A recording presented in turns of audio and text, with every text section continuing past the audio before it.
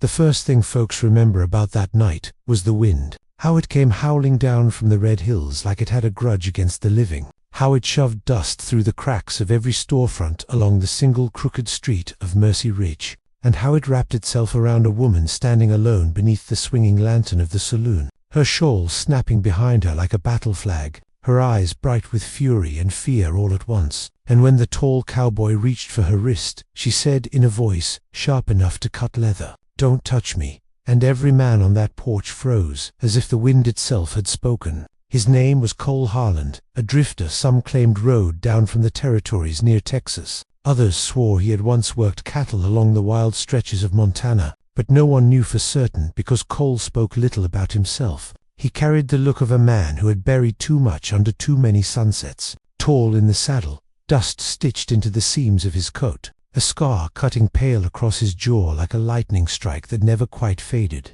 And when he reached for her that night, it was not out of ownership or pride. It was because 3 men had stepped out of the saloon behind her, with the slow swagger of wolves who had found something cornered. Her name was Clara Whitmore, schoolteacher by title, storm by nature, newly arrived in Mercy Ridge from somewhere back east, where streets were paved and men tipped their hats without being reminded. She had come with books packed tight in a wooden trunk, and a belief that even frontier children deserved more than gunsmoke and cattle brands. And she had already earned herself enemies by refusing to let the ranchers' sons skip lessons and by speaking up at town meetings as if her voice carried equal weight. And now, as those 3 men circled closer, she lifted her chin, stared at Cole's hand on her wrist, and said it again, softer but no less fierce, "Don't touch me." The men behind her laughed low and ugly, one of them spitting tobacco into the dirt just shy of her boots. Their leader, a broad-shouldered brute named Hank Dillard, who had inherited land but not manners,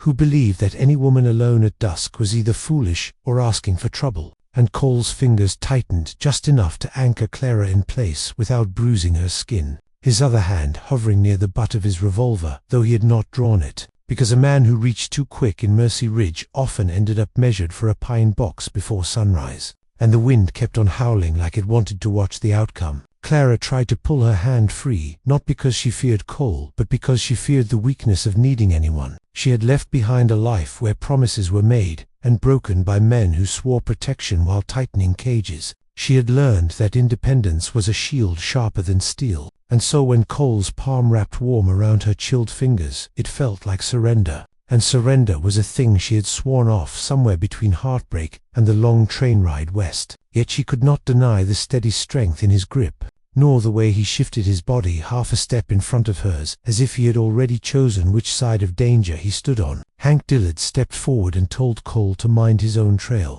said the lady could speak for herself, said Mercy Ridge did not need stray riders playing hero. And Cole answered in a voice low as distant thunder that he was not playing anything, that the lady had asked not to be touched, and that included all of them. And the porch boards creaked beneath shifting boots, while the bartender inside pretended very hard not to look out the window, because in towns like this, Justice often wore a gun belt and spoke through smoke, and Clara felt the weight of every gaze pressing against her back like a wall closing in. What happened next was not the quick draw some boys later bragged about around campfires. It was slower and more dangerous than that. Hank reached not for Clara but for Cole's collar, meaning to shove him aside. And Cole moved with a ranch hand's reflex born of breaking wild horses and dodging sharper kicks than pride. He twisted Hank's wrist, forced him down to one knee without ever pulling iron, and spoke quiet enough that only those closest could hear, telling him that the next move would decide how much blood-stained Mercy Ridge before breakfast.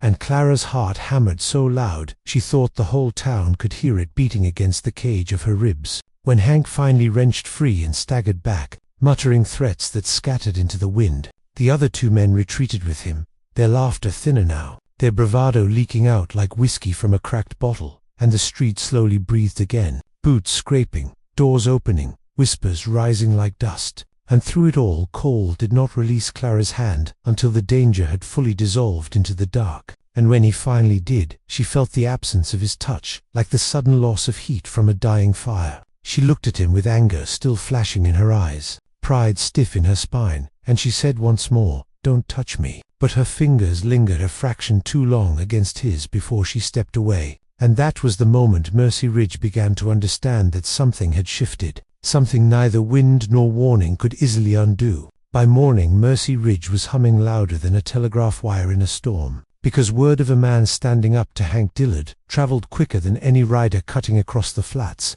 and by the time Clara Whitmore unlocked the schoolhouse door, every pair of eyes in town had already decided a version of what had happened. Some saying Cole Harland had claimed her like territory, others saying she had bewitched him with Eastern manners and stubborn pride, and Clara kept her head high as children filtered in, pretending she did not notice the way mothers lingered outside whispering, pretending she did not feel the phantom warmth of his hand still wrapped around hers. Cole, meanwhile, sat his horse at the edge of town where the land dipped toward scrub and open range, staring east toward the long spine of prairie that eventually folded down into Texas, where he had once worked a spread so vast a man could ride 2 days without seeing the same fence twice. He had left that life after a promise went sour and a brother was lowered into hard earth, and he had sworn never again to anchor himself to a place or a person. Yet, as the sun climbed, he found himself thinking less about open trails and more about a woman who had told him not to touch her while holding on tighter than she realized.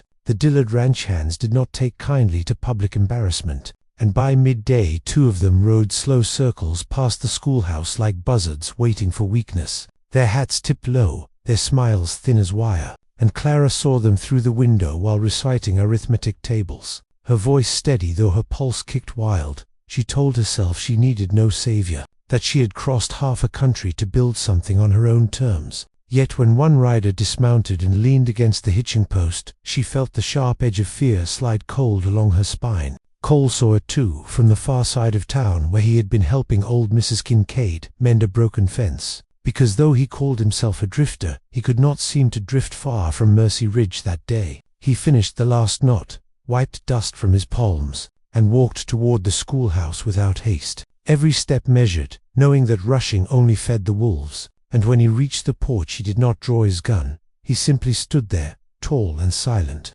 and the ranch hands exchanged looks that said the memory of last night still burned fresh in their pride.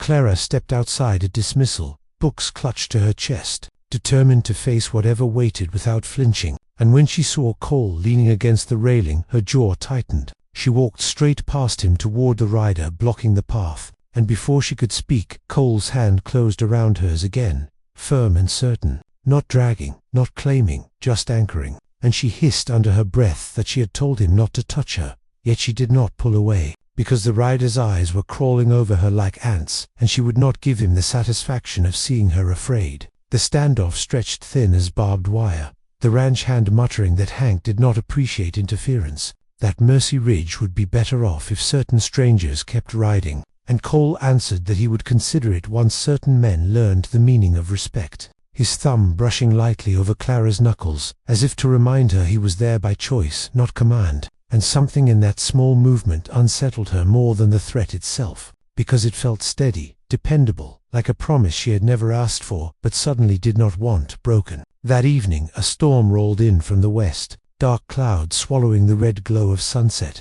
thunder cracking over the plains like rifle fire, and Mercy Ridge battened down shutters while rain came slanting hard and mean. Clara found herself caught halfway between the schoolhouse and her boarding room when the sky opened up, wind nearly ripping her shawl free, and before she could curse her own stubbornness, Cole was there again, appearing out of the rain like something carved from it, gripping her hand and pulling her beneath the overhang of the mercantile. Lightning split the sky bright as judgment, thunder shaking the boards beneath their boots, and Clara turned to him with rain slicking her hair to her cheeks, anger and gratitude tangled tight in her chest. She told him once more not to touch her, her voice softer now, less blade and more plea, because she knew the danger was no longer just Hank Dillard or idle gossip. The danger was the way her fingers curled into his palm without thinking, the way she stepped closer when thunder boomed, the way his presence steadied the world when it threatened to tilt. And as the storm raged over Mercy Ridge, she did not let go,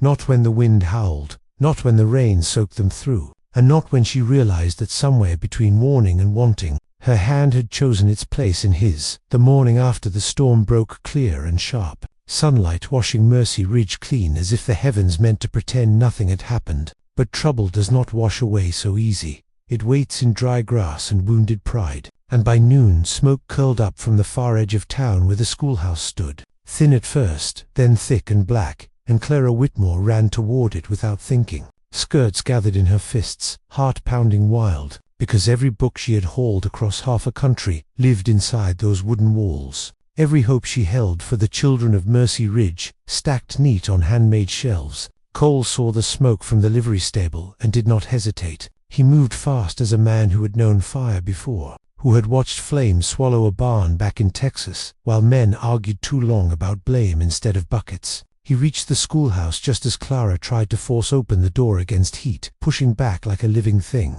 and he caught her wrist hard enough to stop her. She spun on him furious, eyes blazing brighter than the flames, telling him not to touch her, telling him she would not stand by and lose everything again. But this time his grip did not feel like control. It felt like protection carved from bone and stubborn love not yet spoken. He pulled her away just as the roof groaned, and part of it collapsed inward with a roar, sparks flying into the bright sky like desperate prayers. Townsfolk gathered at a distance, some hauling water too late, some whispering Hank Dillard's name without daring to shout it, and Clara's shoulders shook, though she would not cry, because tears felt like surrender, and she had surrendered enough in her life before riding west. When Hank himself rode up slow and claiming accidents happened in dry country, Cole stepped forward with Clara's hand still locked in his, and the street went silent as a graveyard. Hank smirked and asked if the schoolteacher needed a permanent bodyguard, and Clara felt heat rise in her chest that had nothing to do with fire. She could have pulled free then, could have proven her independence before the whole town. Yet instead, her fingers tightened around Cole's, not for show, not for weakness, but because she was tired of standing alone against men who mistook solitude for invitation. The showdown that followed did not end in gunsmoke, but in truth spoken plain. Clara stepped forward, still holding Cole's hand, and told the town what she knew. How the ranch hands had circled like vultures, how threats had been muttered, how fear had been used like currency for too long. Her voice rang across Mercy Ridge, stronger than church bells, and one by one townsfolk shifted their weight, shame and courage wrestling in their faces, because sometimes it takes a single voice, refusing to bow before others remember their own. Hank reached for his revolver then, pride wounded past reason, and Cole moved quicker than breath, drawing and aiming in one smooth motion that spoke of years riding rough country from Montana down through dust-carved trails. But he did not fire. He only held steady while the town marshal finally stepped in. Courage found at last, disarming Hank under the weight of watching eyes, and in that long-charged second Clara felt the tremor in Cole's hand. Not fear, but the cost of choosing to stand. And she realized strength was not the absence of needing someone, it was the bravery to stand beside them. With Hank taken away, and the smoke thinning into pale memory, Mercy Ridge felt different, quieter but stronger. Neighbors speaking plans to rebuild the schoolhouse bigger and safer. Mothers offering lumber, fathers volunteering labor, and Clara stood in the center of it all, still holding Cole's hand, as if it had grown there. She looked at him not with anger now, but with understanding, remembering every time she had said, "Don't touch me," remembering how he had listened, even while refusing to let her face danger alone. That evening, beneath a sky stretched wide and endless, painted gold, then violet by a sinking sun, Clara turned to him outside the ruins of what had been her school, the scent of ash fading into prairie air, and she told him she had spent years building walls no fire could burn and no man could climb.